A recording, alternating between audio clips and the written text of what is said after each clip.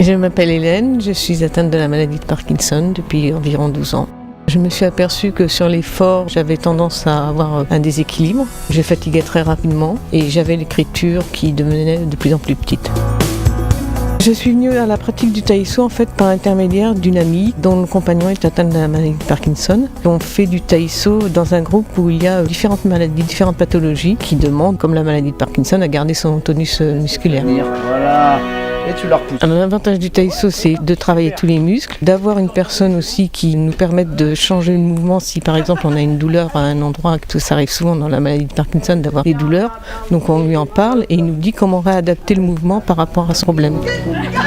J'ai toujours fait beaucoup de sport, donc je me suis aperçue en fait que la pratique du sport me permettait de garder mon tonus musculaire et donc j'ai essayé de continuer le sport et le taïso m'a permis de faire des mouvements d'étirement, surtout aussi des mouvements pour garder mon équilibre. La force de tout. Ça a été très difficile parce que ça faisait longtemps que j'avais pas fait de sport et donc les muscles étaient assez raides. Aujourd'hui je vois vraiment la différence parce qu'au niveau de la marche, j'ai retrouvé justement cette faculté de dérouler le pied, cette mobilité.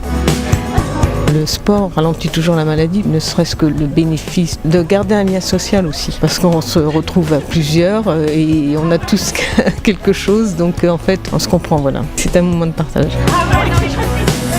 Pour moi l'autonomie c'est de pouvoir contrôler ma vie.